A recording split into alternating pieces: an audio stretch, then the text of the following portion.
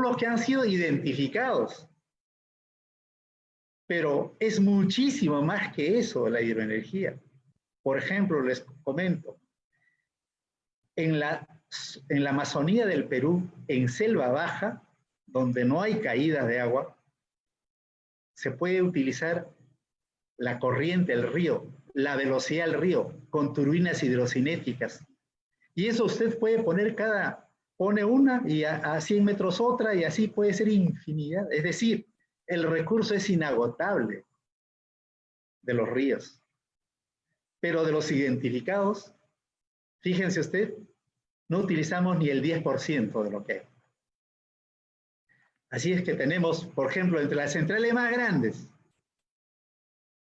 la hidroeléctrica del Mantaro, de 678 megavatios, Cerro del Águila, de 557 megavatios, Chaya de 470, Huinco 277, Cañón del Pato 265.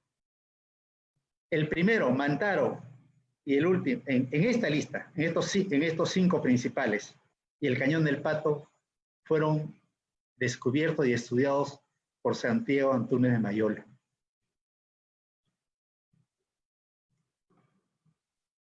En cuanto a la energía eólica o la energía de los vientos, el Perú tiene identificado 22.000 megavatios, de la cual se han utilizado 372 megavatios. Es decir, que no se llega ni al 1%, ni siquiera al 1%. Y en esa zona, y en este recurso natural, energético inagotable, la costa del Perú es la más favorecida. Ahí tenemos los proyectos actualmente en operación. Guaira, 132 megavatios. Tres Hermanas, de 97 megavatios. Marcona, de 32 megavatios. Esos 3 primeros están en Ica. Sí, Cupisnique, en Pacasmayo, en el departamento de La Libertad, de 80 megavatios. Y el Bosque Talara, de 30 megavatios.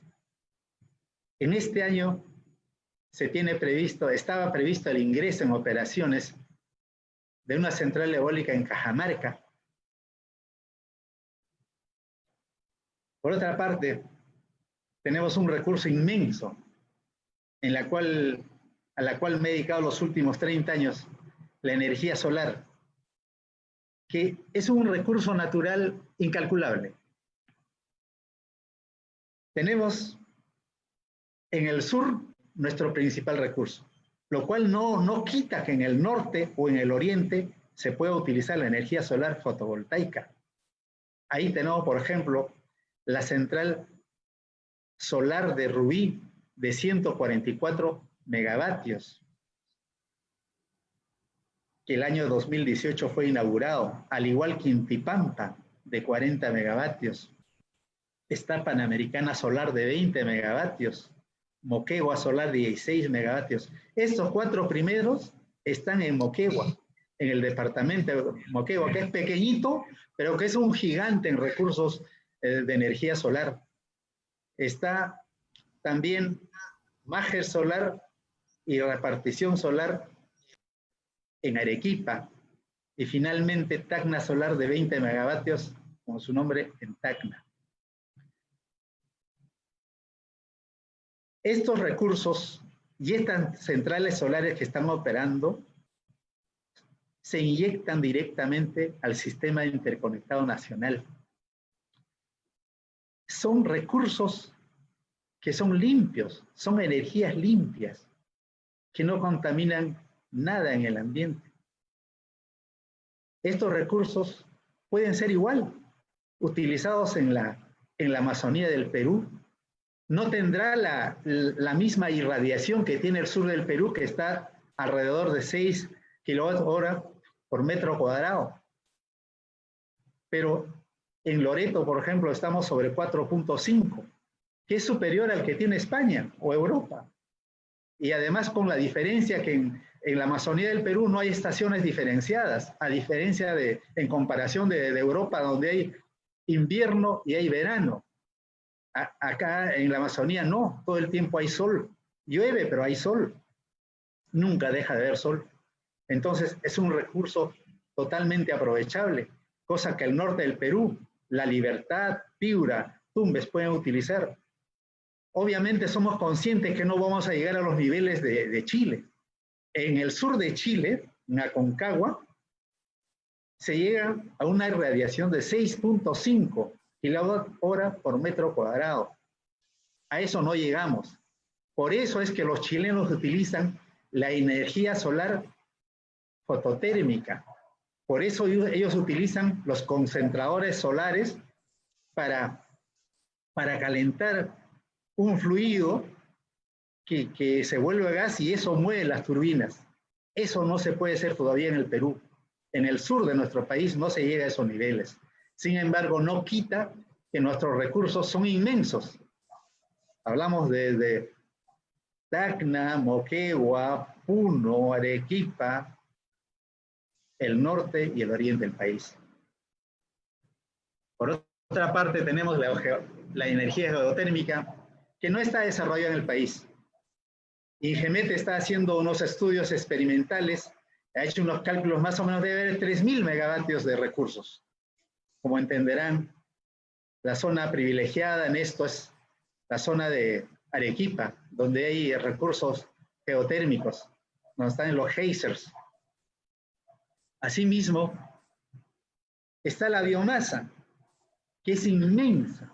Por ejemplo, la Amazonía del Perú, esos bosques, esos árboles que van envejeciendo y van dejando caer sus hojas y sus tallos, se convierten en biomasa, que no se utiliza para nada en absoluto.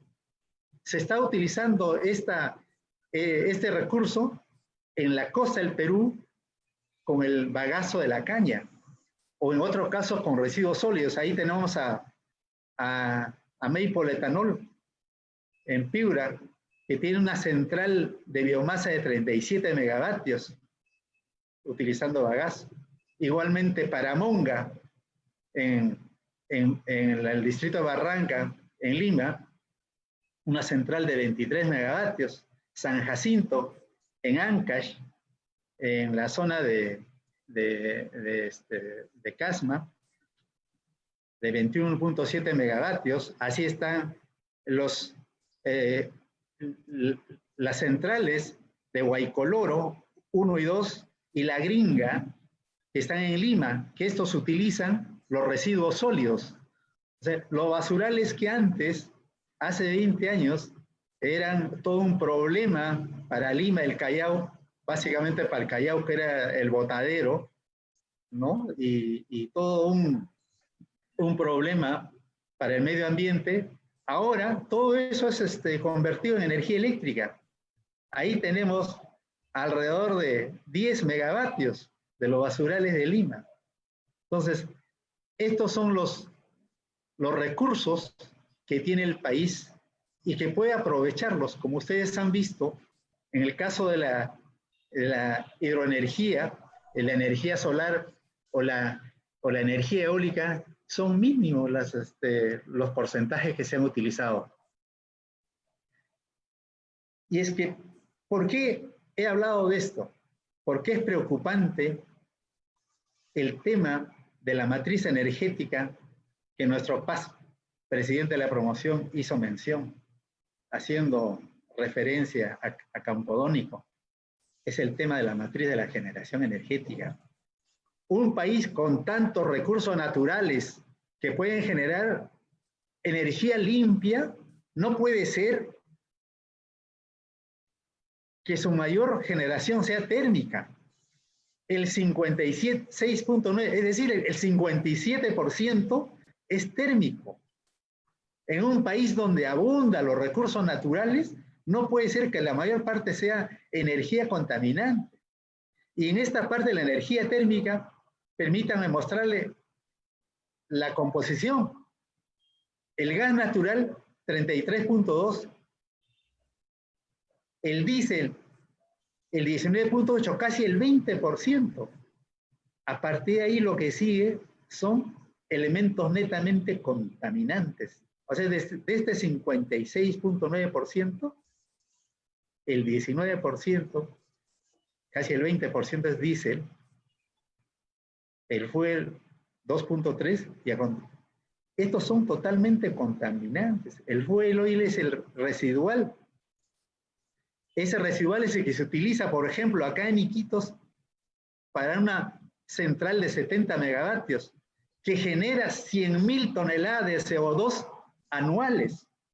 ¿Y cuántos años van y cuántos años irán mientras no se utilicen energías limpias?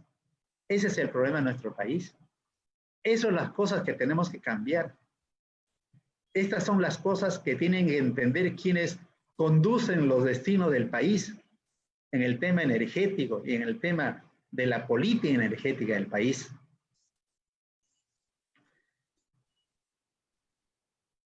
Como he dicho, la matriz energética del país actualmente está compuesto por el 38% de hidroeléctricas, el 2.7% con energía eólica, el 2.1% con energía solar y el 56.9% de generación térmica. Esta matriz es reciente. Obviamente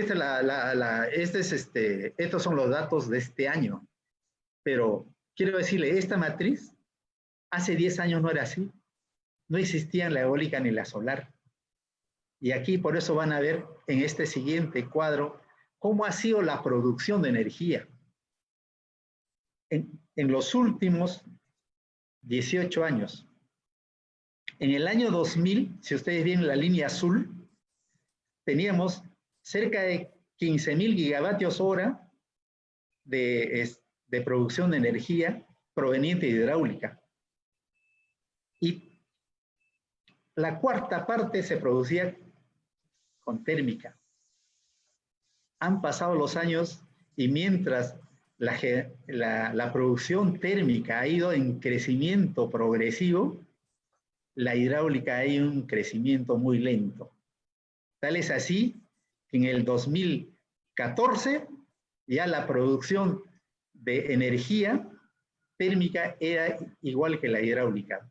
Y no puede ser eso en un país donde abundan los recursos naturales como nuestro país. Ahora, en el 2018, nuevamente ha habido una pequeña diferencia y debido a los problemas siguientes, que lo ha señalado el ingeniero Rojas. Inicialmente se venía el boom del gas natural, pero por los problemas políticos y por los problemas de corrupción, se truncó ese proyecto inmenso del gas de Camisea. Ese proyecto que es de Ripley para hacer una película, realmente, porque todo lo que ha sucedido en los entretelones desde el inicio del proyecto y cómo fue yendo y cayendo en manos de Odebrecht, que finalmente incluso los objetivos del proyecto los trastocó. Ya no iba a ser el gas de Camisea para uso de la petroquímica, que iba a desarrollar la agricultura en todo el sur del país, sino que iba a ser netamente solo para exportación del gas, o sea, solo para el temas netamente comerciales. Esas cosas, obviamente, son las que deben terminar en un momento dado. Ahora, voy a permitirme hablar de Santiago Antunes Mayolo, que es un peruano de calidad, un peruano de esos que salen creo que cada 100 años. Una vez que terminó los estudios en la Universidad de San Marcos, donde estudió ciencias en el año 1907, su familia entendió que lo de Santiago Antunes Mayolo tenía que continuar con estudios. Es por eso que vende los fondos que tenían en AIJA, en Ancash, y con ese dinero lo envían a estudiar en Europa. Es así que viaja a Europa y estudia en la Universidad de Grenoble en Francia. Y se gradúa en 2012 como ingeniero electricista. Pero ya para esto, durante la permanencia en Europa, había viajado Santiago Antunes Mayolo a otros países visitando fábricas siderúrgicas, petroquímicas, porque le interesaba mucho el conocimiento del desarrollo de estos países. Él naturalmente tenía en mente la visión de regresar al país. Tal es así que cuando en el 2012 ya iba a retornar al país, uno de sus maestros, un científico, le ha dicho, bueno, joven, ahora usted ya tiene entre sus manos todas las herramientas y ahora le toca cambiar a su país. Es así que a fines del 2012 iba a viajar en el Titanic desde Londres, que hacía su viaje inaugural a fines de 2012, desde Londres a América, a Norteamérica.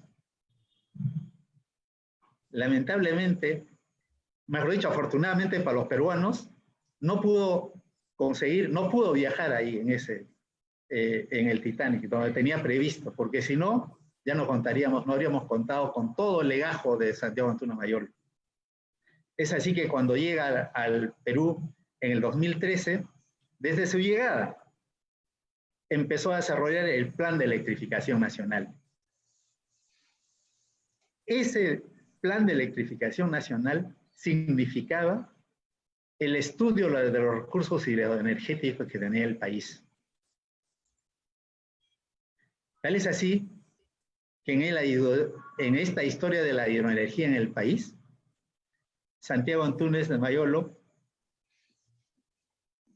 en 1913 empezó los estudios de los recursos del Cañón del Pato en Ancash. Los estudios lo empezó en 1913. Y fíjese, tuvo que pasar 45 años para que recién se inaugure en 1958. Todo ese tiempo no es que estuviera los estudios encarpetados, encajonados, no. Santiago Antunes Mayolo fue un asiduo gestor de ese proyecto, de ese y de los demás proyectos. Lamentablemente, no era comprendido por los gobernantes de entonces, ni por los presidentes ni por los ministros. Él recorrió desde 1913 todo el tiempo, permanentemente, con su maletín y sus planos en el brazo, a exponerles. Cuenta ahí la historia que en un momento dado, un ministro lo había escuchado, la exposición, en su despacho. Y al salir, después de terminar la presentación que hizo, Santiago Antunes Mayolo, solo al ministro, sale de su despacho y al estar caminando recuerda que había dejado olvidado su lapicero. Regresa, entra al despacho del ministro y ve que sus planos estaban ya en el tacho. Esa era la forma como lo trataban a este incomprendido sabio peruano. Otro de los estudios que hizo fue la hidroeléctrica del Mantaro, cuyo estudio se hizo en 1945 y se inauguró en 1973. Después que se inauguró el Cañón del Pato, que se realizó, recién empezaron a creerle. Recién empezaron a creer que Santiago Antunes Mayolo tenía la razón. Por eso vino en cascada. La hidroeléctrica del Mantaro, que él había previsto en 2.000 megavatios, y lo que tiene, como ustedes han visto, no llega a 800. 789 megavatios de potencia instalada tiene. Igualmente la central de Machu Picchu. Estos tres centrales que fueron realizados con estudios en Túnez Mayolo, en tiempos que no había la calculadora, en tiempos que no había el GPS, en tiempos que no había la posibilidad de descargarse gratuitamente imágenes satelitales, en tiempos que no había los programas geomáticos como QGIS o ArcGIS. En esos tiempos hizo estos estudios. Entonces, y no han sido los únicos, pero esto es la obra que dejó Santiago Antunes Mayolo, y realmente le dieron la razón para que empiece de alguna manera la implementación del uso de la hidroenergía en el Perú, que no ha llegado ni el 10%, pero ahí está el legado. Quedó pendiente la hidroeléctrica de Olmos, la hidroeléctrica del Pongo de Mainique, y la más grande de todos, la hidroeléctrica del Pongo de Manseriche. Ahí vamos a ir. El Pongo de Manseriche. El Pongo es una palabra que solo se utiliza en el Perú y en el Ecuador. No hay en otra parte del mundo que se utilice. Y probablemente venga del término quechua punku. Punku en castellano significa puerta, ¿no? Un pongo es un tipo de cañón angosto y profundo, entallado por los ríos andinos a través de una cadena montañosa en su descenso hacia la llanura amazónica. Será por eso que pongo no hay en otro lado, en otra parte del mundo, aun cuando hay Amazonía en otra parte del mundo. En el Perú tenemos más de 20 pongos. El más grande, sin lugar a dudas, es el pongo de Manseriche, que está en el río Marañón, el pongo Mainique, que está en el Cusco, en el pongo de Aguirre, que está en San Martín, el pongo Rentema, que está en Amazonas, el pongo del Tambo, en Junín, el pongo del Mantaro, entre Ayacucho y Huancavelica, y otras 15 más que siguen. Entonces, estos pongos son recursos que dan la naturaleza para poder aprovecharlos, para poder aprovechar la hidroenergía. En el caso del pongo de Manseriche, este es el pongo de Manseriche. Como ustedes ven, es una V. A los costados pueden observar rocas. Toda esta zona es rocosa, es decir, que facilita las labores a la ingeniería. Están las condiciones naturales dadas para hacer una presa. ¿Dónde se encuentra? Está localizado entre el departamento de Loreto y Amazonas. En Loreto, en la provincia del Datén del Marañón, en el distrito de Manseriche, y en Amazonas está en la provincia de Condorcanqui, distrito de Nieva. Eso está, el pongo de Manseriche es parte de la cuenca hidrográfica del Marañón, que como ustedes están viendo, está estos ríos, los rojitos, esa es la cuenca del Marañón. El Marañón, junto con el Huallaga, se juntan a la altura de la ciudad de Nauta para formar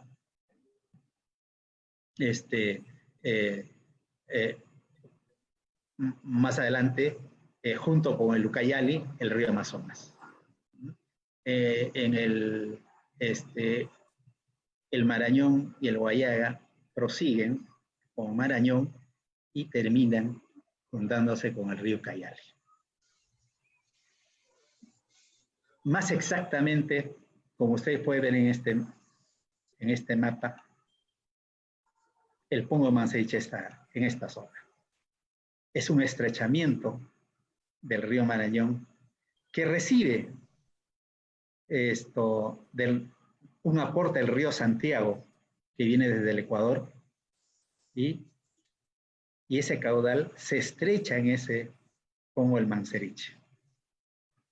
Pero también podemos verlo desde una vista satelital, donde dice Teniente Pinglo,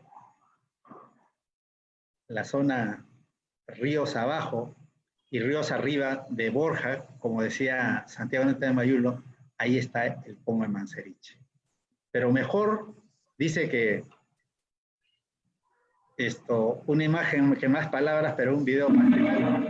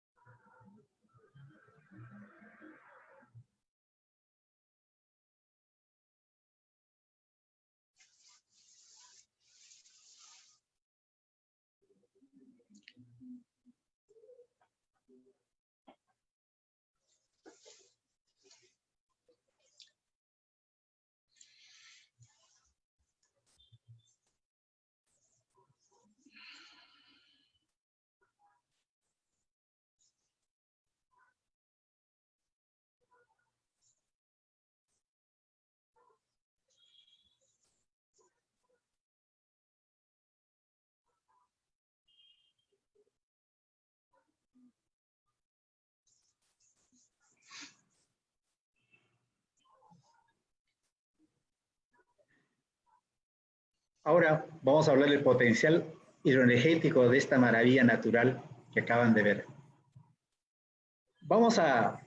Permítanme traducir en las mismas palabras del sabio Santiago Antúnez Mayor.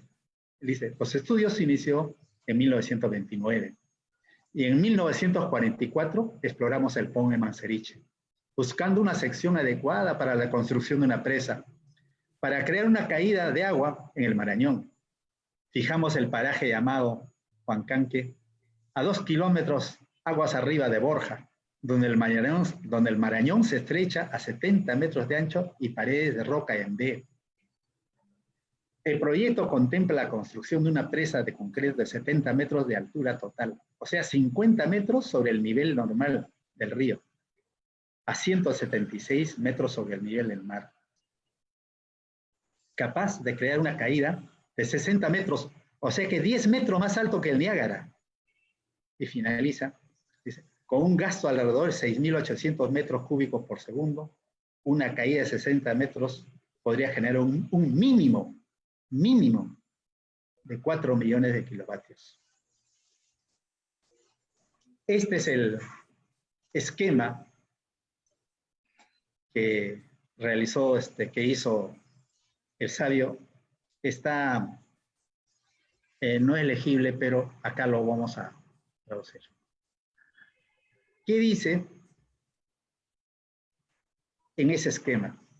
Dice que la presa, el tipo de presa es de gravedad, que la altura total es 70 metros, que el largo de la base es 80 metros y el volumen de concreto es 360.000 metros cúbicos.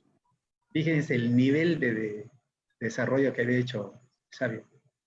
En cuanto al tema hidráulico, consideraba un gasto o un caudal de utilización de 6.300 metros cúbicos por segundo. A una caída neta de 60 metros. Además, consideró, obviamente, los vertederos, compuertas, escaleras, esclusa, ¿no? Y para una potencia útil de 4.000 megavatios. Les comentaba que había considerado las esclusas, que es importante para el tema de navegación, porque los ríos amazónicos son todo el año navegables. Entonces, si no se considera esclusas, interrumpe el tránsito normal y eso sería todo un problema social grande. Igualmente, el canal de peces, el canal para peces, que eso es algo que se utiliza muchísimo. este tipo de presas, en este tipo de infraestructura. El proyecto, obviamente, nos imaginamos que algo eso se habría imaginado el sabio Santiago Antúnez Mayola. Una presa de concreto, tipo gravedad, que es diferente a las presas de arco, como la hidroeléctrica de Hoover, o a las presas reforzadas, o contrafuertes, como el caso de la hidroeléctrica de Itaipú, ¿no? Que tiene unos refuerzos, es otro tipo de presas, que son tres de las principales, de las tres principales tipos de presas. Pero un poco evaluando lo dicho por el sabio Antúnez Mayola. Esta gráfica es del caudal del río Marañón en la estación Borja, justamente muy cercano a donde está pensado la hidroeléctrica o la presa. Hay una estación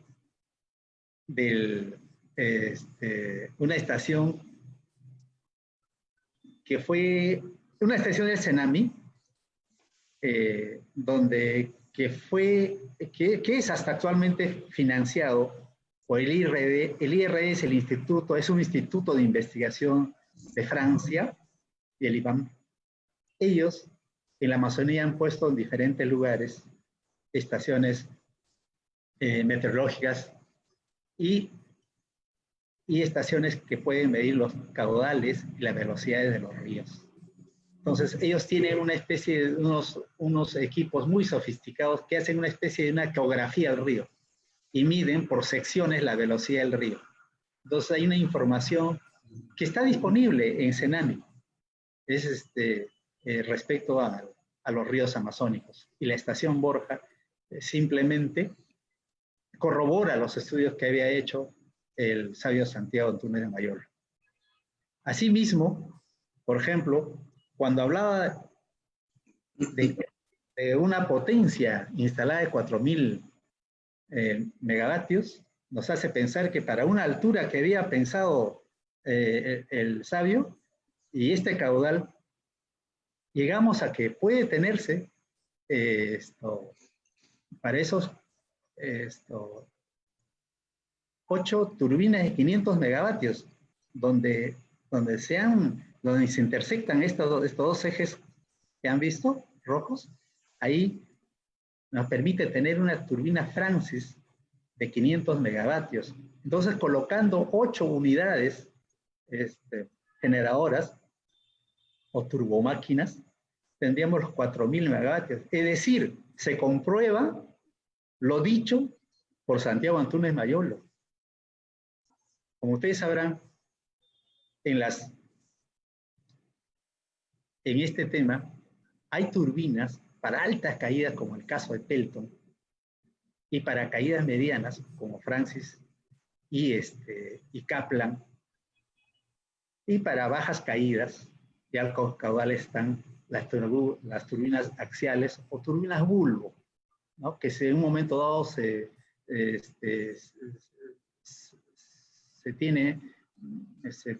pretende utilizar en hidroeléctricas en selva baja, como en la Amazonía del Perú, que hay uno similar, por ejemplo, en la hidroeléctrica de San Antonio, en el Brasil, ¿no? Donde utilizan turbinas bulbo de baja caída. Pero en este caso de los estudios de Santiago Antúnez Mayola, las turbinas seleccionadas de turbinas Francis, corroborado, mejor dicho. Ahora vamos a ir a una etapa en la cual ya se habla de una hidroeléctrica de 7.500 megavatios. Como ustedes han escuchado, Santiago Antúnez Mayola consideró una hidroeléctrica de 4.000 megavatios. Una hidroeléctrica de 4.000 megavatios es 5 veces más grande que el más grande que tenemos acá en el Perú, que es Mantaro. Mantaro no llega a 800, pero el Pomo Manseriche en los estudios de Santiago Antunes Mayolo es 4.000 megavatios. Es muchísimo más grande. Entonces, sin embargo, en estos últimos 20 años, el Ministerio de Energía y Minas sacó la propuesta de una hidroeléctrica de 7.500 megavatios. Pero sobre el particular vamos a ver los antecedentes. Los estudios que inició Santiago Antunes Mayolo el año 29, como digo, indicaban una potencia mínima de 4.000 megavatios. Esto fue publicado en 1955 en la Sociedad de Ingenieros del Perú, cuyas oficinas, sede todavía queda en la avenida Colmena, en el centro de Lima, ¿no? Quienes quieran verlo, en el tomo en el tomo 56 del año 1955 está el archivo de estos estudios. ¿Qué decía Santiago Antunes Mayolo? Decía, el problema de tal presa no está en la altura, que pueda aumentarse en 20 metros más, es decir, que puede tener una caída de 80 metros. El problema está en el uso de la energía generada. Estábamos hablando de la década del 20, 30, 40, donde pues la demanda máxima del país no es la de ahora, ¿no? Entonces ese es el problema. Decía, ¿para qué una central tan grande si el problema va a ser que no vamos a poner en qué utilizar, ¿no? Cosa que ahora ya es diferente. Hay estudios preliminares de esto posterior a Santiago Antunes Mayolo. Uno de ellos es el informe hecho por el gobierno japonés, ¿no? Este es el informe, en el año 1970, el informe del estudio de reconocimiento del proyecto de Pomo Manseriche. Estudio completo, de difícil acceso. Luego está en 1976 que Electroperú hizo el estudio del esquema preliminar del desarrollo hidroeléctrico del río Marañón en el tramo Rentema-Pomo Manseriche. Siguen los estudios en 1980, la cooperación alemana, GTZ, financió la evaluación del potencial hidroeléctrico nacional. Eso sí está disponible en las bibliotecas del Ministerio de Energía y Minas, ¿no? Donde ahí hay un extenso estudio del río Marañón, muy extenso, su topografía, sus caudales, la batimetría, ¿no? Entonces es muy extenso respecto al potencial hidroeléctrico del río Marañón en este caso, porque en sí son como cerca de 18 tomos total, ¿no? Pero respecto al Marañón en el tomo 17. Y aquí está quizás lo que va a llamar la atención. En el año 2007, el Ministerio de Energía y Minas publicó un informe, Elaboración de resúmenes ejecutivos y fichas de estudio de las centrales hidroeléctricas con potencial para exportación del Brasil, elaborado por QB Ingenieros. En el año 2007, en esos años, hubo el interés, hasta se suscribió un acuerdo de cooperación energética con el Brasil para intercambio energético. Entonces, Brasil necesitaba energía y el Perú disponía de recursos, pero no tenía los recursos económicos. Tenía los recursos naturales, los recursos hidroenergéticos, pero no tenía recursos naturales. Entonces, se suscribió el convenio y el gobierno siguiente simplemente lo anuló, ¿no? Lo dejó porque de alguna manera ya en esos años la presión de los ambientalistas, que yo lo llamo un poco ultraambientalistas, empezó a hacer eco en el gobierno, y el gobierno, para no hacerse problemas, prefirió dejar sin efecto. Incluso llegaron a tumbarse hidroeléctricas como el Inambari o el Paquitzapango, que eran hidroeléctricas que se iban a construir en selva baja. Naturalmente, en selva baja, este tipo de proyectos origina de alguna manera, una inundación de áreas. Cosa muy diferente al Poma Manseriche, totalmente diferente. Eso es ya en selva, digamos que en inicio de selva alta. Entonces, volviendo, en este informe del Ministerio de Energía y Minas sale este informe, como ustedes están viendo, que está disponible ahí en la web del Ministerio de Energía y Minas. Y aquí, ¿qué dice de la hidroeléctrica del Pomo Manseriche? Habla la hidroeléctrica del Pomo Manseriche de una potencia de 7.550 megavatios.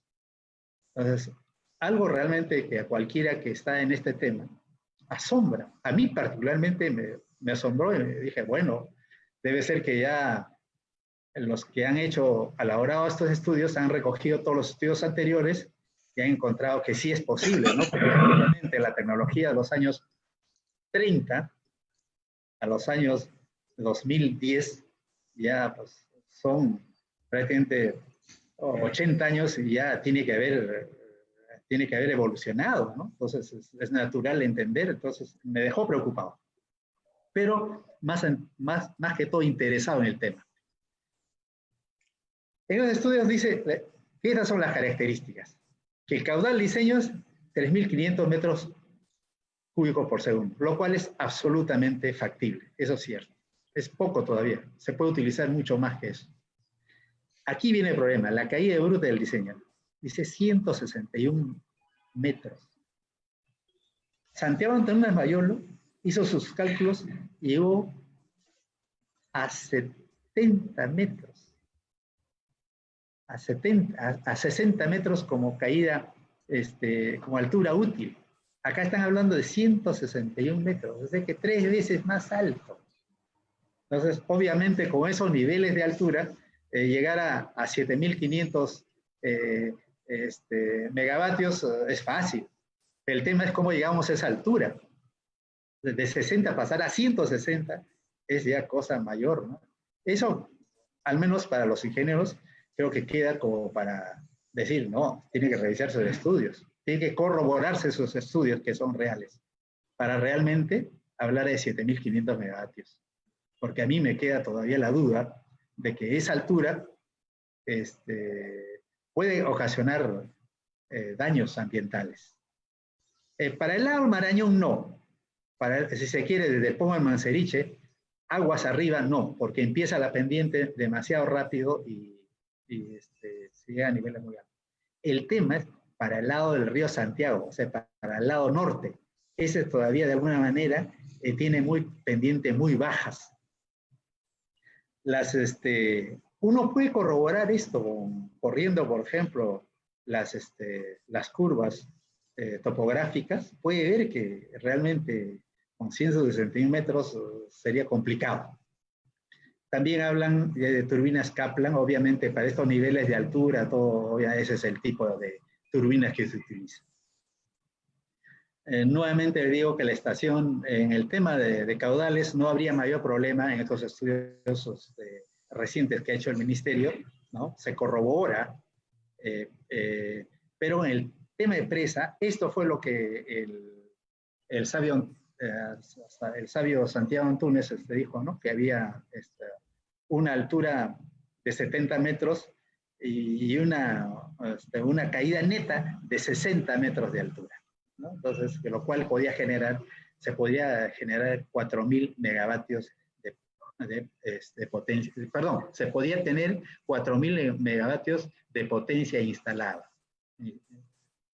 Eso es lo que... Ahora, los estudios actuales, ¿qué dicen? Del Ministerio de Energía y Minas. Dice que el monto estimado de puede estar más o menos entre 11 millones a 14 millones de dólares la construcción de una central de 7.500 megavatios. Claro, esto es muy fácil, ¿no? Porque el precio internacional es de 2 millones por megavatio y obviamente eso sale de manera simple. Asimismo, estos estudios indican que que la hidroeléctrica podía construirse más o menos en 10 años. Cosa que sí, entre 6 a 10 años puede construirse este tipo de hidroeléctricas. El año 2012, yo solicité al Ministerio de Energía y Minas, exactamente el 29 de agosto del 2012, solicité la información de los estudios del Poma Manseriche. El ministerio me dio lo que había en su web, pero no me dio lo que le pedí, ¿no? Entonces, no me dio tiempo para seguir insistiendo, porque creo que me pasé tratando 15 días, me dijeron que búsquelo usted mismo, debe estar en la biblioteca, en los archivos de la biblioteca que está en el Vía El Salvador, vaya usted. Entonces ya me la hicieron difícil, ¿no? Entonces ya no. Ahora vayamos a ver, ¿cuál es la importancia de una hidroeléctrica del Poma Manseriche? Está en la producción de energía. Volvemos a este cuadro inicial que había presentado. Está que este proyecto de una hidroeléctrica en el Poma Manseriche, o como hidroeléctrica en el Olmos, o como una hidroeléctrica de las otras tantas que están pendientes de poder desarrollarse, son necesarias para poder cambiar la matriz energética. No puede ser que estemos a la misma altura de la generación térmica.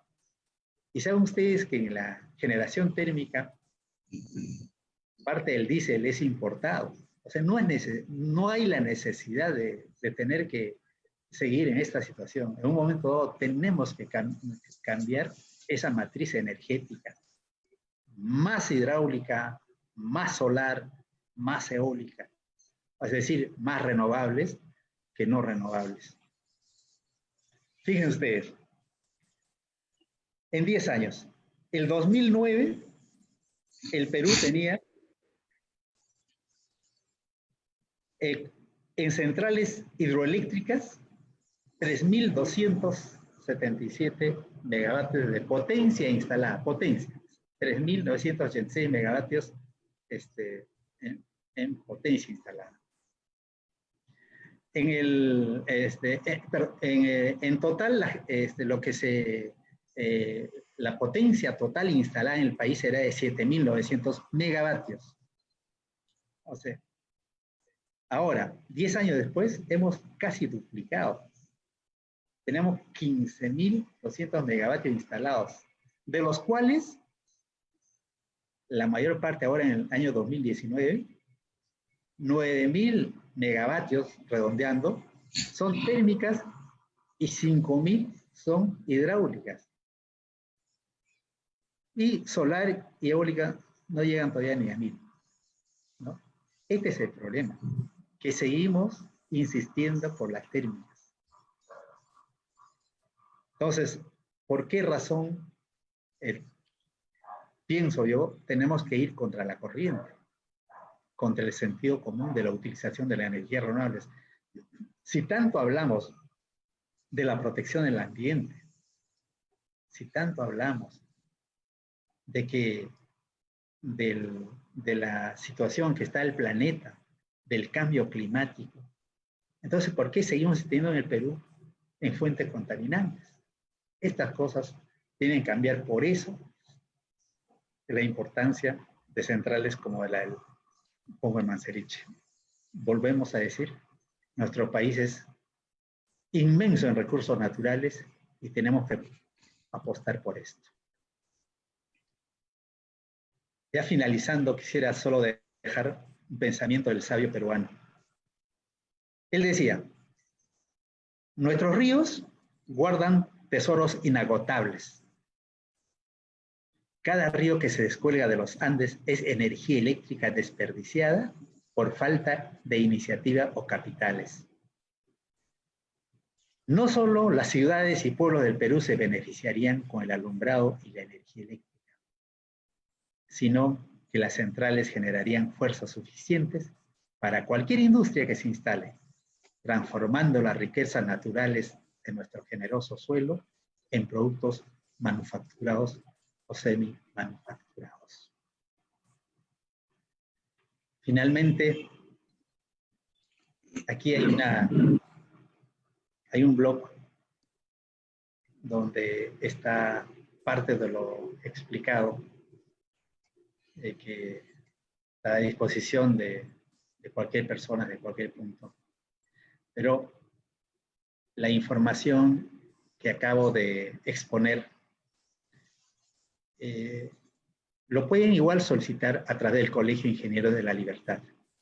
Yo voy a entregar toda la información y a través de ellos se puede tener acceso a toda esta información. Eso, yo estaría terminando agradeciéndole nuevamente al Colegio de Ingenieros del Perú, el Consejo Departamental de la Libertad, al ingeniero Rojas, al ingeniero Benítez, Canarios, por siempre, los demás panelistas y a todos quienes nos han escuchado. Y permítanme solo hacerle una sugerencia al Colegio de Ingenieros de la Libertad. Envíenle una carta al Ministerio de Energía y Minas solicitando los estudios. Igualmente, eso debieran hacer todos los colegios departamentales, para que los ingenieros revisen qué hay de este proyecto y básicamente, así sea 4.000 megavatios, sería el más grande del Perú. Pero, igualmente, al fin de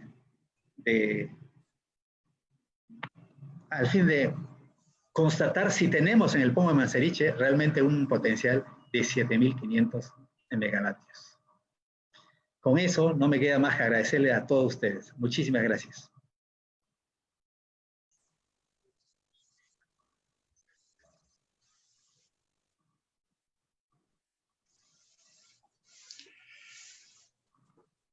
Felicitándolo.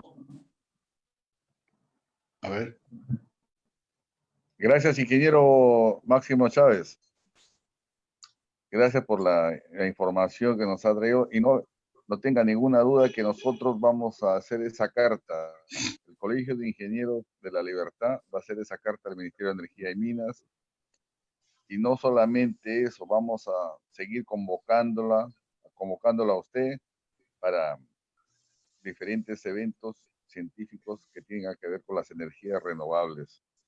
El norte también tiene que aplicar las energías renovables, los paneles solares, la energía eólica. Esa es nuestra intención acá en La Libertad. Y lo felicito y nosotros acordaremos su petitorio, ingeniero Max. Dejo la palabra al ingeniero Eduardo.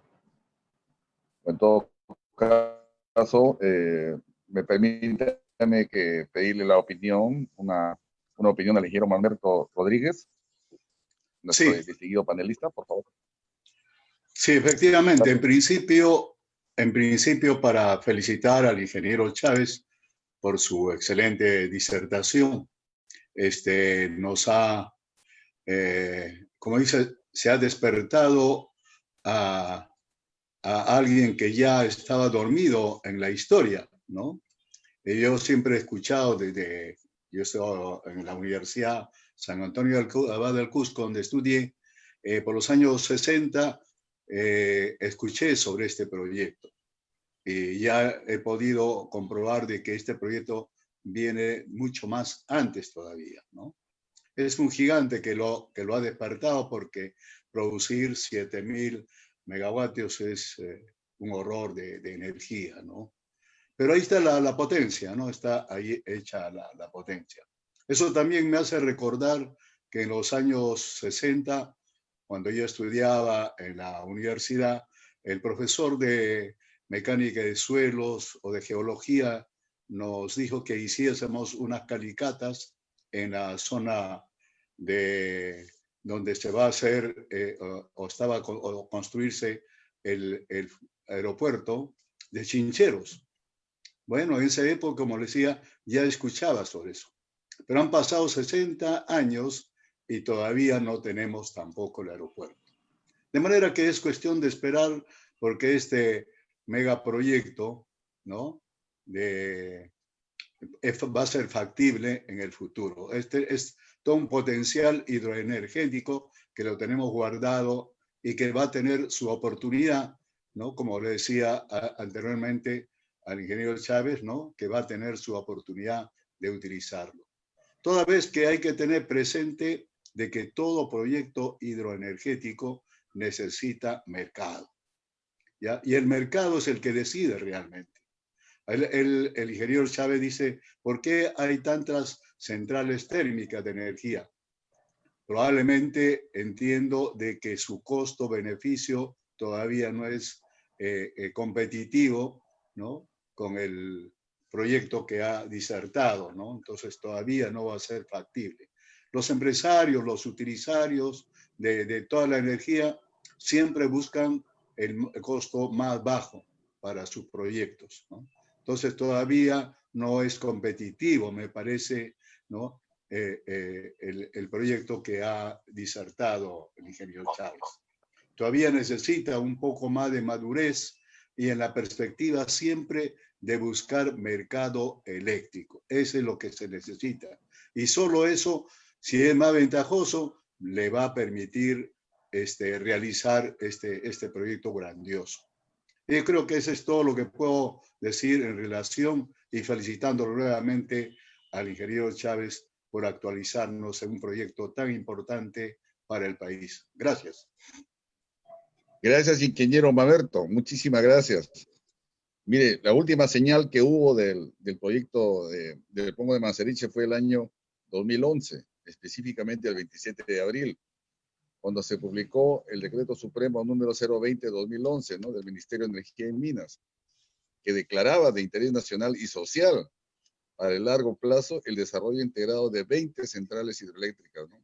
En la cuenca del río Marañón.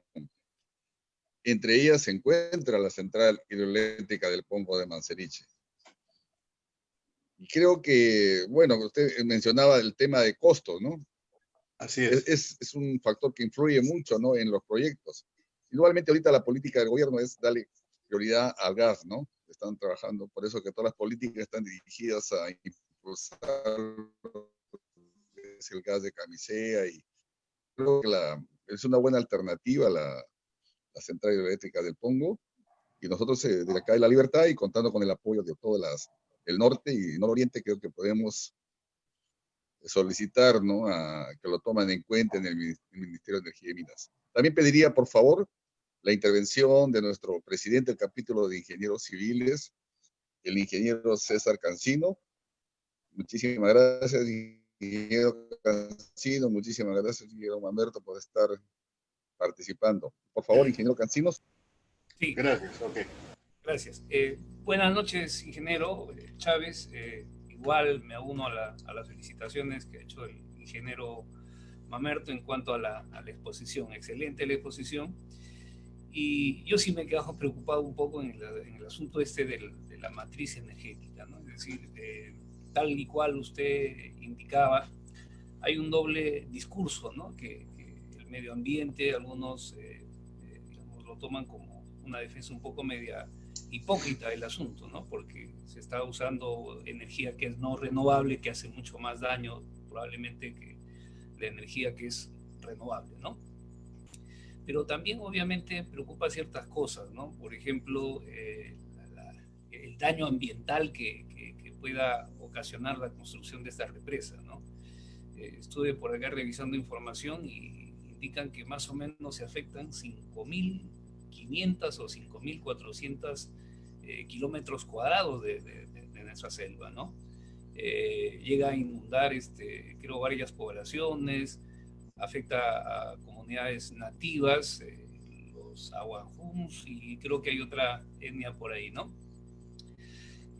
Yo sí, en realidad creo que es una necesidad cambiar la matriz energética, es decir, ahí tenemos una gran fuente de energía que tiene que aprovecharse, pero obviamente habría que, a través de la ingeniería, la aplicación apropiada de la ingeniería, lograr, digamos, o evitar, digamos, generar un daño ambiental muy, muy fuerte, ¿no? Hay retos muy bonitos si es que este proyecto se logra, como decía el ingeniero Mamerto, son años tras años que se están esperando la ejecución de varios proyectos para el país, pero sería fenomenal porque la gran cantidad de retos que significaría para nuestra ingeniería construir una represa tan alta en una ubicación en la que a veces hasta es difícil llegar con materiales y todo lo demás, ¿no? Bueno, yo estoy de acuerdo que hay que construir esa represa y creo que el Estado debe, digamos, de algún modo destinar los recursos necesarios, ¿no? Porque, digamos, no podemos seguir quemando energía no renovable que le hace mucho daño al medio ambiente, ¿no? Esa sería mi opinión, ingenieros. Gracias, ingeniero Cancino.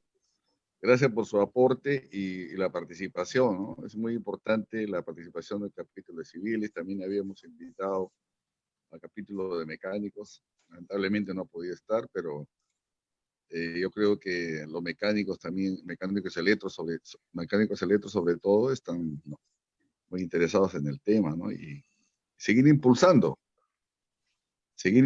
este proyecto y de repente el ingeniero Eduardo Rojas podría dar alguna opinión. ¿Qué le parece? El ingeniero Rojas tuvo un acercamiento con un destacado ingeniero, creo, extranjero, ¿no, ingeniero Rojas? Sí, o sea, era un amigo alemán, Martín Modispacher, que él tiene una formación en el Politécnico de Múnich y es un especialista en los temas de centrales hidroeléctricas. Trabajó en Siemens y lo encontré acá en Trujillo justamente por este tema, cuando en los años 1990 se puso como objetivo del gobierno ampliar la frontera eléctrica y la construcción de mini centrales hidroeléctricas. Y yo le hice una pregunta, ¿no? Le digo, ¿y por qué, si tú eres alemán, has venido a Trujillo? ¿Por qué radicas acá? Entonces él me dice, mira, la respuesta es simple. Vine a Hidrandina a dar un asesoramiento, me enamoré de la secretaria y he decidido formar mi familia acá. Pero ¿por qué no regresaste a Alemania? Me dijo, la respuesta también es simple, porque en Alemania todo está hecho y en el Perú está todo por hacer. Y eso es lo que nos ha mostrado acá el ingeniero Chávez, de que el Perú es un país de oportunidades, ¿no? Es un país donde todo está por hacer. Yo creo que el tema central acá, como participación del Colegio de Ingenieros, va en dos puntos, ¿no? El primer punto sería de que el Colegio de Ingenieros solicite toda la información, como indicó el ingeniero Chávez, al Ministerio de Energía y Minas. Y el otro punto sería de que Proinversión incorpore dentro de los paquetes de proyectos prioritarios la construcción de la central hidroeléctrica de Manseriche para que se difunda en el mundo quienes muestran interés para invertir. O sea, lo que se necesita básicamente son inversionistas. Entonces sería bueno trabajar en ello, ¿no? Ir haciendo, así como decimos los comerciales, yo trabajo en cuestión comercial, una preventa del proyecto, ¿no? O sea, como dice, una rueda de negocios en las cuales se lleve el perfil de proyecto, el costo-beneficio, la recuperación en cuanto a la venta de la energía al Brasil, para que en un showroom los inversionistas del mundo puedan tener conocimiento pleno del recurso. Y teniendo la aceptación de los inversionistas, el gobierno central, como promotor y facilitador, tendría que incorporarlo como un proyecto en Proinversión. Yo creo que es factible, ingeniero, de que eso se pueda hacer.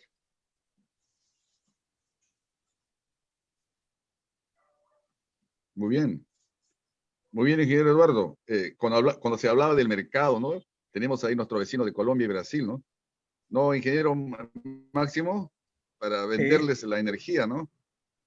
Mire, ingeniero, hace 10 años, hace una década, era imposible poder vender energía a otro país. Complicado era. pasaba por una serie de entidades, de Cancillería, una serie. Pero posteriormente se firmó un acuerdo cuando todavía estaba más vigente esta entidad de los países suramericanos. Se firmó el acuerdo de integración energética suramericana. Entonces, parte del IRSA. Entonces, de alguna manera con eso se flexibiliza el tema de la exportación de energía. Permítame algo que ha dicho el ingeniero Rojas, que lo veo muy importante y creo que me parece interesante recalcar. Es importante que este proyecto obviamente llegue a Proinversión, pero para que llegue a Proinversión tiene que haber un previo estudio hecho por el Ministerio de Energía y Minas. Cuando el ministro Francisco Istmo de Mesano, y aquí permítanme con todo el respeto de todos los demás profesionales, decir algo. Yo no sé por qué razón hay esa mala costumbre de poner a un zapatero como jefe de carnicería, a un carpintero como jefe de panadería. ¿Sí?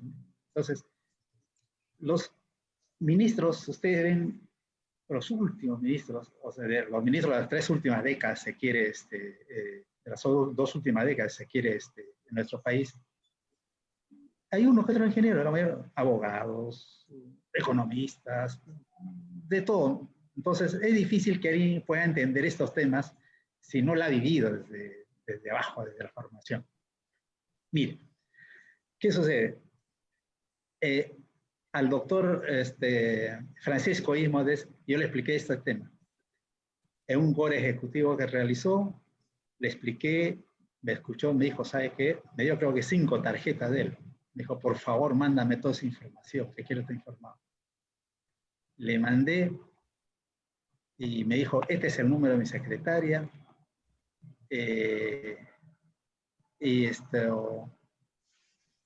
Y nunca más hubo comunicación.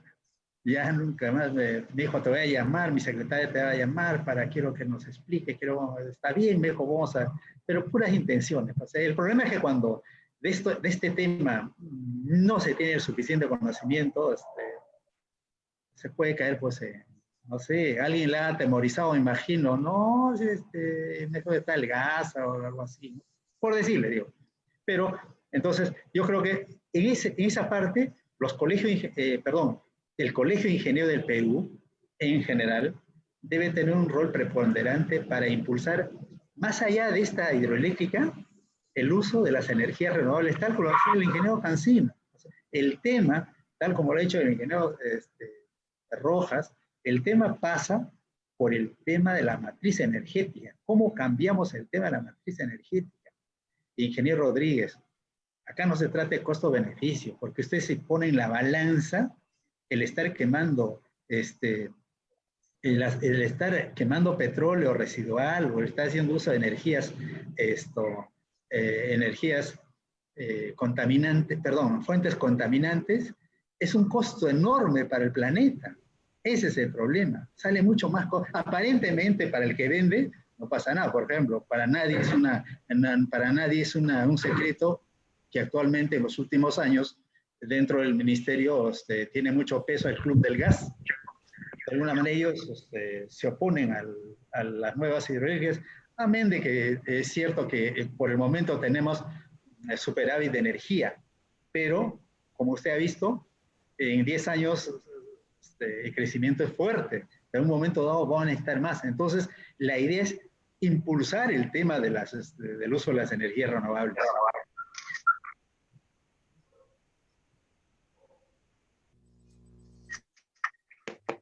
Hasta ahí mi participación. Una acotación, ingeniero Chávez. No sé si me escucha. Sí, le escucho, ingeniero. Ya, fíjese, yo he estado por Piura y me he enterado de que la refinería, que está nueva, totalmente renovada, con los últimos adelantos en Talara, no va a poder utilizar al máximo de su capacidad de refinación, solo una tercera parte. ¿Y por qué es esa parte? Porque no hay petróleo, ¿no? No hay petróleo que renovar.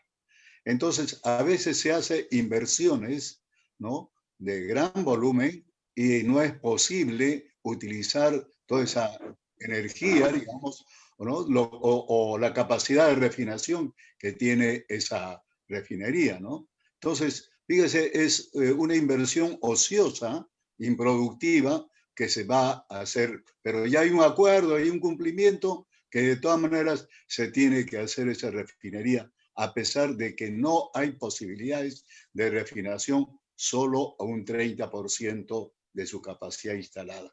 Entonces, esos factores son los que impiden, a veces viendo también en el proyecto de Pongo Manseriche, de repente todavía no es el momento oportuno para poder entrar. Como le decía, yo pienso, siempre tengo la esperanza de que son potencialidades que lo tenemos guardado y que en cualquier momento ya va a ser necesario su utilización. Gracias. Muy bien, ingeniero. Eduardo, de repente hay algunas preguntas por ahí de algunos participantes. Bueno, había una que vi muy rápidamente y que estaba referida a cómo tendría que ser la factibilidad para el método constructivo de la presa de 60 que estuvo diseñada al inicio hasta la nueva altura que estaba dando el nuevo estudio del Ministerio de Energía y Minas. A ver, si me permite, ingeniero. Mire, justamente por esa razón yo le pedí la información al Ministerio de Energía y Minas para que por la ley de acceso, por la ley de la transparencia y acceso a la información, se me brinde los estudios, porque sí, en otros casos me han brindado, pero aquí no me brindaron. Digo, realmente quería saber cómo es que hemos pasado de una presa de 60 a 160. Ahí sí yo concordaría con el ingeniero Cancino, ¿no? Porque una presa de 160, estamos hablando ya de daños ambientales, ¿no? Lo cual obviamente hay que evitar en lo posible, ¿no? O sea, todo daño ambiental hay que evitarlo. Eso no significa que no va a haber, digamos, no va a haber impactos ambientales, sí va a haber, de todas maneras, sí va a haber. De repente, la necesidad digamos, de desplazar a comunidades, obviamente, hay política para eso, ¿no? Entonces, el tema es no afectar, ¿no? En el caso de Inambari y Paquitzapango, el daño era fuerte, ¿no? Entonces, en esos casos no se preveyó esos temas, creo yo. Ingeniero Chávez. Sí, le escucho. Había una inquietud porque había leído de que había un mejoramiento turístico, ¿no? En una parte del proyecto, ¿no? Iba a mejorar turísticamente a una ciudad, ¿no? ¿Es cierto eso, ingeniero Chávez? Bueno, eso lo escribió el mismo sabio Santiago Antúnez Mayor, le decía, no, si nosotros acá podemos tener una presa más alta que el Niágara, una caída, entonces con eso puede ser hasta como atractivo turístico. Y no solo eso, miren, en la obra en los estudios de Santiago Antúnez Mayor, ¿no?, está la central del Pongo Manseriche, está la fábrica de los abonos, de los fertilizantes, ¿no? Porque hay cantera de cal ahí cerca, ¿no? Entonces, hay así por el estilo, hay la utilización de otros recursos.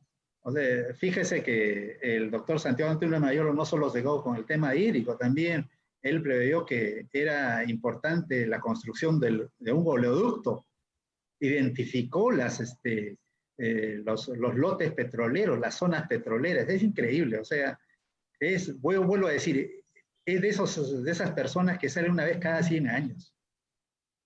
Y menos mal que no se subió el Titanic. Es normal, es normal.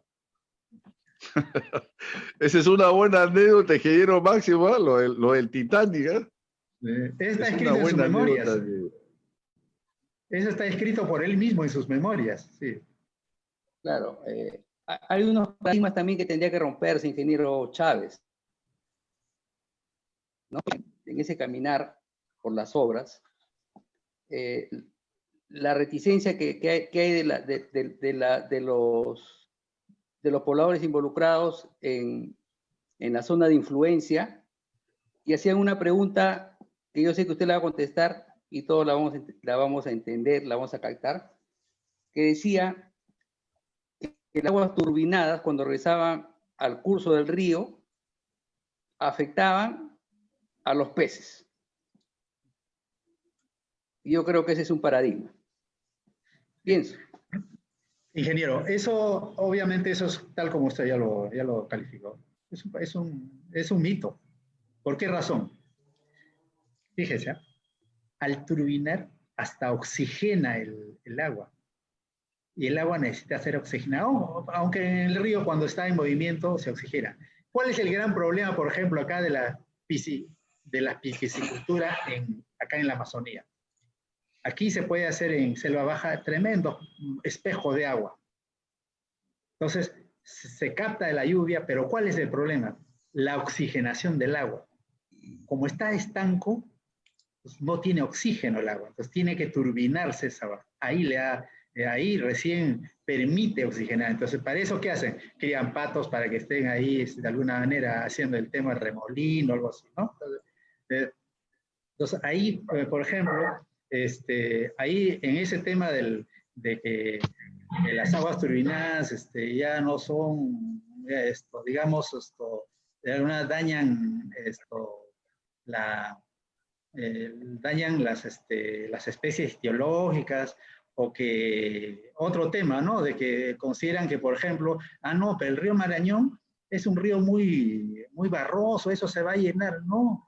Para todo eso ya para la tecnología, por ejemplo, para evitar de que el embalse de los sólidos suspendidos, obviamente hay, ¿no? Las compuertas de lavados y todo eso.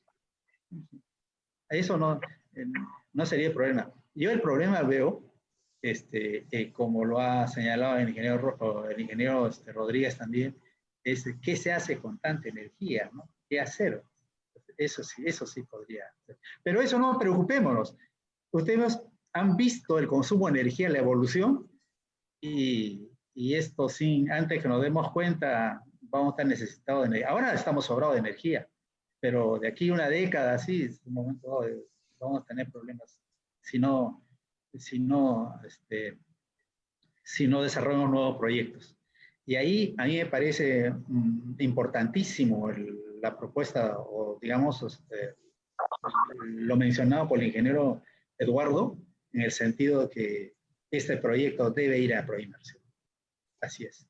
Y para que llegue a Proinversión, como todos los casos de los proyectos que pasan al portafolio de Proinversión, tiene que pasar por el sector, por el Ministerio del Sector, en este caso Energía y Minas, que tendría que nuevamente revisar o realizar los estudios de factibilidad del proyecto. Una vez desarrollado eso, pasa a Proinversión, y el Proinversión lo puede sacar a través de APPs. Fíjense, ingeniero, acá le hago una segunda propuesta. En el mundo, la hidroeléctrica más grande es Tres Gargantas. Y Tres Gargantas tiene la propietaria corporación Tres Gargantas. Está en Chile, en Argentina, en Ecuador, hasta en el Perú, pero en el tema le ha comprado, si no me equivoco, parte del Luder Sur, algo así, es una de las últimas compras que ha hecho Tres Gargantas. Entonces, a través de la Embajada Comercial China, ingeniero, podría contactarse el Colegio de Ingenieros de la Libertad, invitándolo a que lo visiten a usted o algo así, a que puedan conversar y ver que en el Perú tenemos este potencial. Entonces, al final, si es una APP, digamos, autofinanciada, Entonces la Corporación 3 de Gargantas correría hasta con todos los estudios y con todo ello. Entonces, hay todas esas posibilidades. Pero naturalmente tienen que salir por entidades de prestigio como los colegios de ingenieros, como el Colegio de Ingenieros. Ingeniero Adelante. Chávez, una acotación. Siempre estamos mencionando como ente, digamos, rector al Ministerio de Energía y Minas, ¿verdad? Pero ¿habría alguna posibilidad dentro del marco legal de que este proyecto sea transferido al gobierno regional de Loreto? No, ingeniero, por lo siguiente, los gobiernos regionales solamente pueden administrar proyectos hidroeléctricos hasta 20 megavatios. Están considerados como proyectos renovables, ¿no? Cuando ya pasa esa potencia, es el sector, es el ministerio el que ve estos temas. Pero por ejemplo, si hiciera una iniciativa a nivel del Congreso, o sea, el problema del Perú es el problema de las normativas, ¿verdad? Porque eso es lo que detiene las inversiones, ¿no? Y la normativa se establece en función, y la palabra que voy a decir de repente es fuerte, a los grupos de poder de la época, ¿verdad? Porque no debe haber restricciones respecto a una iniciativa de inversión, al contrario, tendría que impulsarse. Claro. Mire, yo sobre el particular, les hago público lo siguiente. El gobierno regional de Loreto, en el periodo 2015 a 2018, tuvo un grupo de consejeros que tuvieron esta visión. Entre ellos, bueno, para ser no mezquinos, todo el cuerpo de consejeros regionales del gobierno regional sacaron ordenanzas, le dieron vida a este proyecto, al menos a nivel regional. Pero como gobierno regional, solo se puede llegar a decirle, señor ministro, mire, nosotros tenemos este interés y por favor, usted gestiónelo el desarrollo, ¿no? Avanza el desarrollo, ponga una proinversión, tal como señala, ¿no? Entonces, porque siendo un proyecto de alguna manera de alcance nacional y una potencia mayor a 20 megavatios, es competencia exclusiva del gobierno nacional. O sea, esa es la restricción, es la restricción más alta, ¿verdad? Y que no es alineado a lo que es la necesidad del fortalecimiento del cambio de la matriz energética. Es la contradicción. Pero permítame, ingeniero, mire, pongo el Manseriche por la potencia, obviamente es un proyecto nacional. Entonces, es de necesidad nacional. Tal como el decreto de urgencia que lo señalaron, es un proyecto de interés nacional. Acá en Iquito, por ejemplo, nuestra demanda máxima es 70 megavatios, 70 megavatios. O sea que si como región hasta quisiéramos, nos quedaría casi corto. De alguna manera es un recurso y esto es un proyecto nacional. Esto es un proyecto que puede cambiar sustancialmente la matriz energética, ¿no? Entonces ahí, yo particularmente, permítame decirle que yo lo veo mucho más conveniente que desde el ministerio se pueda avanzar. Pero tal como han señalado, son las personas las que deciden. Ahí donde yo vuelvo a criticar de que los que llegan al ministerio a veces, bueno, pues no están en estos temas como debieran estar. Gracias. Ingeniero Ítalo, ¿nos podría apoyar?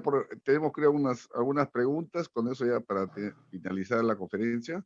No sé si le podría dar la alternativa a los colegas, ingeniero Ítalo. Ingeniero, a ver.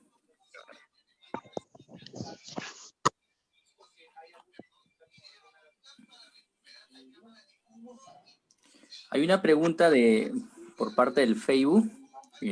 También estamos saliendo por las redes sociales.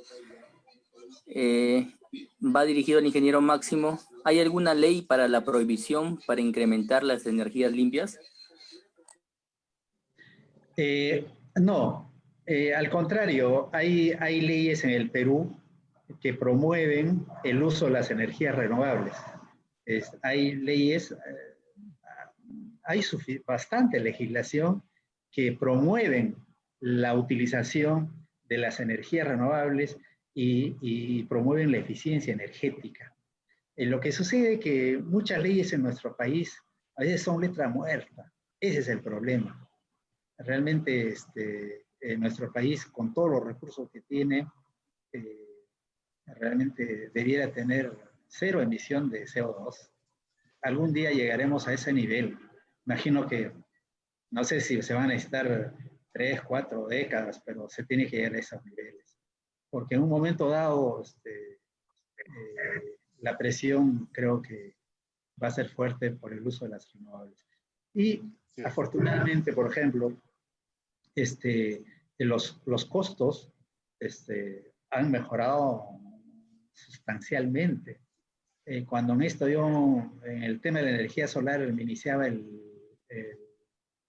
a inicios del año 90, el costo por metro cuadrado pues, de las celdas solares estaban alrededor de $2,000. Ahora el metro cuadrado $200. O sea, fíjese cómo las rebajas son sustanciales. Por eso es que hay inversiones como Rubí, de 140 megavatios en Moquegua, porque cuando se han hecho las subastas de las centrales solares, en los precios, en esos precios de la venta de energía, son tan competitivos, es porque el costo de los paneles solares han bajado una barbaridad. Y ya, y hay algunos países en los cuales el crecimiento del uso de las energías renovables es alta. Y la energía solar fotovoltaica, por ejemplo, eso, avanza de tal forma que con el tiempo obviamente va a desplazar a las fuentes contaminantes. Y uno de los usos que está fuerte es el tema con la electromovilidad. Los vehículos eléctricos, por ejemplo, van a ser uno de los principales recursos para el uso de las energías renovables. Cargarlas con la energía solar fotovoltaica va a ser algo usual. ¿Alguna otra pregunta, ingeniero Ítalo, por ahí? Sí, a ver, tenemos una pregunta en el chat también del ingeniero Segundo Eulogio. Gracias, ingeniero Chávez, por darnos a conocer de este importante proyecto, especialmente para el norte del peruano, y por qué no decirlo para los países vecinos del norte. Para que este proyecto se ejecute en un corto plazo, el SIC debe sugerir al gobierno central que se haga bajo la modalidad gobierno a gobierno. Al ingeniero Eulogio, mire, yo creo que la manera más rápida de que se haga este proyecto, en principio, es la decisión política de quienes determinan los destinos de nuestro país. En este caso, por ejemplo, la política energética del país, el sector. Entonces, tenemos las normas, las leyes. Este proyecto, estoy segurísimo que los chinos estarían muy interesados. El tema es que ellos no ven que el Perú, que el gobierno actual en este momento, el ministerio, o el gobierno nacional, o el Ministerio de Energía y Minas, tengan el interés. Y por otra parte ven también, pues obviamente, naturalmente, ven digamos, la dificultad de que hay un Ministerio del Ambiente que es un todopoderoso. Y ahí permítame decirle algo, a lo que dijo el ingeniero Rodríguez respecto a la refinería de Talara. Actualmente, por ejemplo, no se está bombeando petróleo del lote 95. Y el lote 95 iba a ser un boom petrolero por los recursos ingentes que hay. Pero iba a ser una especie de un segundo boom petrolero. Pero ¿qué pasa? El que inició este proyecto tuvo que retirarse del país. No soportó la presión, digamos, de quienes se oponían a esto. Utilizan a los dirigentes de las federaciones. Entonces, obviamente, ¿qué buscan detrás de ello? Pues, otros intereses subalternos. Y eso genera pues toda una corriente que desanima al inversionista. ¿Qué hicieron los inversionistas de lote 95? Dejaron le devolvieron al país. O sea, que hemos hecho una inversión de 100 millones de dólares, pero no encontramos la paz social y preferimos retirar. Ese es el problema. Para este y cualquier otro tipo de proyecto. Ahí permítame. ¿Alguna otra pregunta, ingeniero Ítalo? Permítame 10 segundos recalcar lo siguiente. Ya. Loreto es un departamento el más grande del país, casi la tercera parte del país es, pero sin embargo no está conectado al CEIN, al Sistema Interconectado Eléctrico Nacional. No está conectado a la red nacional de fibra óptica. No está conectado vía carreteras digamos, a la red de carretera del país. Es decir, somos un departamento aislado, ¿no? Entonces, como no tenemos el internet por fibra óptica, obviamente hoy día hemos tenido mucha suerte de que esto no se interrumpa, porque generalmente se interrumpen las comunicaciones de este tipo. Menos mal que hoy día hace un día espectacular. Tenemos una energía con de muy mala calidad. La energía térmica, pues, para otros temas, no tiene digamos, el suficiente filtrado como el caso del interconectado nacional, ¿no? Entonces, tenemos una serie de deficiencias que una de ellas es la línea de transmisión de Moyobamba-Iquitos, que nos iba a permitir conectarnos con el resto del país, se cayó justamente porque algunas organizaciones consideraron, y el mismo Ministerio del Ambiente consideraba que las líneas de transmisión iban a ocasionar daños ambientales en una parte de acá de Loreto. Entonces es como si dijéramos que el tendido eléctrico del sur a norte de Tumbes a Tacna hace daño a los peces, ¿no? Yo veo similitud, porque yo no creo que esas líneas que van por encima de los 120 metros tengan que afectar a algunos árboles que no llegan a esas alturas. Entonces, lamentablemente, por cuestiones que no tienen, digamos, argumentos técnicos, se cayó la posibilidad de estar interconectado el Loreto con el resto del país. Eso sería. Correcto. Tenemos dos últimas preguntas. A ver, una de ellas es del ingeniero Alfredo Lamadrid. Ingeniero Mas Chávez, luego de felicitarlo por la exposición, se podría decir que si se construye la central del Pongo Manseriche, atraería la instalación de fábricas, ya que al bajar el precio de la energía eléctrica, abarataría también los costos de fabricación, y eso haría que el Perú sea más atractivo. Al ingeniero Alfredo Lamadrid, mi compañero de primaria. Mire, en las memorias, en los estudios del sabio Antúnez de Mayolo, hay una serie de fábricas, como le he hablado, fertilizantes, la fábrica de cemento, una serie de fábricas que no necesariamente tenían que irse ahí, pero en la zona hay una serie de recursos que pueden ser totalmente aprovechados, ¿no? Entonces, ¿qué sucede? Por ejemplo, que nuestro sabio hizo, digamos, unos estudios minuciosos que salen prácticamente de los ámbitos de los que somos normales, ¿no? Imagínense que él estudió, lo consideran como el que descubrió el protón, ¿no? Entonces, así por el estilo, es cuestión de revisar todo lo que propuso. Yo solamente me he abocado al tema de la hidroenergía, de la central eléctrica del Pongo Manseriche, pero él tiene, el legajo es vasto de todo lo que se podía hacer con la electricidad en Perú, y por zonas. Y en la zona del Pongo Manseriche he podido ver que ha hablado de varios usos de, del- de- de los recursos de la zona. Eso sería.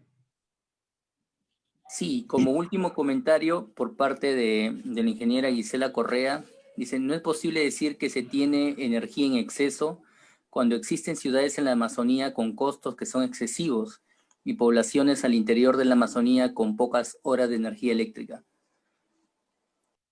Ya. Yo me refería que sobre el superávit energético cuando me refiero al país. Nuestro país, pues, es un país donde hay muchas desigualdades, ¿no? Entonces, y cuando hablo de que la demanda del país más o menos está sobre los 11.000, 12.000 megavatios de potencia instalada. Sin embargo, la potencia instalada real es 15.000 megavatios. O sea que tenemos un superávit de energía, digamos, de potencia instalada. A eso me refiero. Sin embargo, en el caso de Loreto, de 1 millón de habitantes, medio millón está en la capital del departamento, que es Iquitos, pero sin embargo hay cerca de 3.000 localidades en la Amazonía, 3.000 localidades rurales, las comunidades, que nunca han tenido energía. Es probable que pasen décadas que puedan tener todavía. Entonces, lamentablemente esas son las cosas, las brechas injustas que hay todavía en nuestro país, ¿no? Naturalmente, la persona o las comunidades o las familias que no tienen energía, imagínense, están privados de muchas cosas, ¿no? En principio, la oportunidad de poder informarse, desarrollarse, hacer actividades productivas. Ahí, por ejemplo, cuando yo inicié en el tema de la energía solar en el 90, se utilizaba un panelito por casa. Gestionábamos al gobierno regional de entonces, que se llamaba CETAR Loreto, la electrificación, pero era tan caro pues, que realmente no era posible. Pero era un panelito por casa. ¿Pero qué cosa ayudaba con eso? Solamente alumbrado público, ¿no? Y tener una emisora, digamos, un radioreceptor. Pero ahora los tiempos han cambiado. Los precios han bajado, la eficiencia de los paneles han subido, y ya no se usa solo un panel por casa, o sea, no se usa el sistema fotovoltaico domiciliario. Eso se usa en los casos extremos. Ahora se utiliza los sistemas fotovoltaicos comunitarios o colectivos, mejor dicho, unas microredes para comunidades. Entonces tienes energía para la producción. Entonces eso dinamiza la producción. Con eso sí la cosa cambia. También, por ejemplo, en la Amazonía, donde no hay caídas de agua, fácilmente se puede utilizar las turbinas hidrocinéticas. La corriente del río puede ser utilizado para generar, digamos, 5 kilovatios, tener una central de 5 kilovatios, o generar 5 kilovatios, y son modulares, puede poner 1, 2 o 3, y ya tener 15 kilovatios para una comunidad, tiene 20 viviendas, algo así, suficiente para poder fabricar hielo y poder llevar el pescado de los lugares más remotos a las ciudades con hielo. Se puede procesar digamos, el arroz, el maíz con las piladoras de arroz, se puede habilitar la madera, ¿no? Entonces, 15 kilovatios pues, es suficiente energía como para uso que pueda dinamizar la economía. Gracias, ingeniero Máximo, gracias, muchísimas gracias. Con usted, ingeniero Máximo, vamos a innovar el día de hoy por primera vez. Vamos a entregar un certificado, un reconocimiento virtual que nuestro ingeniero de sistema nos ha elaborado. Lo puede compartir en la pantalla, por favor, el ingeniero Ítalo. Y si lo lee sería mejor, creo que usted tiene más acceso. Sí, correcto.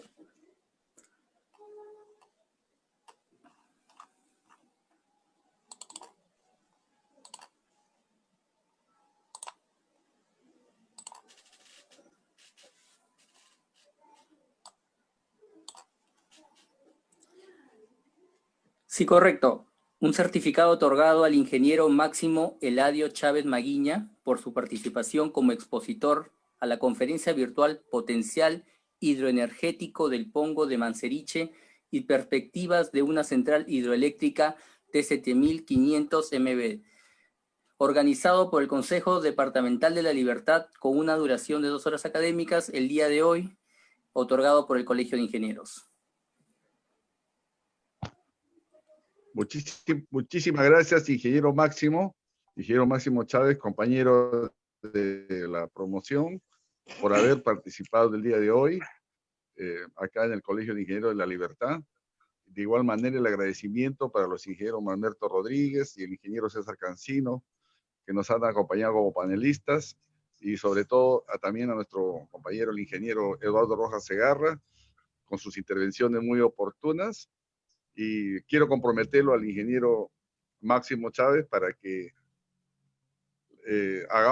sigamos trabajando con él, con el tema de las energías renovables.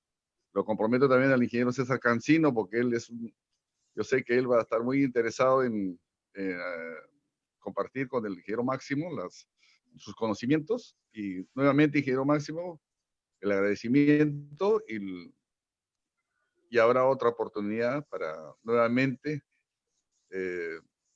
contar con usted acá en La Libertad, ¿no? Bueno, todo el norte, ¿no? Muchas gracias, ingeniero Máximo. Muchísimas gracias, ingeniero César Benítez. Muchísimas gracias por la invitación, por hacer esta realidad, realmente este evento tan importante. Yo le quedo muy agradecido al Colegio de Ingenieros del Consejo Departamental de la Libertad, representado por usted, ingeniero. Muchísimas gracias, al igual que el ingeniero Eduardo Rojas, al ingeniero César Cancino y el ingeniero Alto Rodríguez. Yo quedo muy agradecidos por este evento y quedo a disposición de ustedes cuando lo consideren. Muchas gracias. Muchísimas gracias a todos, y el certificado, ingeniero Máximo, se lo vamos a enviar, ¿no? Para que lo tenga como recuerdo, ¿no? Ingeniero César Cancino, muchas gracias. Ingeniero Mamerto Rodríguez, ingeniero Eduardo Rojas, el agradecimiento por su participación. Ok, muchas gracias también, de igual modo, por la invitación. Permítame solo un segundo, perdón, ingeniero. Creo que la emoción me ha embargado y me he olvidado algo importante. Quiero darle infinitas gracias, mi sincero agradecimiento al Colegio de Ingenieros del Perú, el Consejo de la Libertad, por ese certificado, por ese reconocimiento, y realmente para mí tiene muchísimo valor. Siempre lo voy a llevar más allá de mi corazón, lo voy a tener ese certificado. Muchas gracias. Gracias, ingeniero. Muchísimas gracias, ingenieros, y hasta la próxima. Muchas gracias por su participación. Buenas noches. Buenas noches. Ingeniero Ítalo, muchas gracias.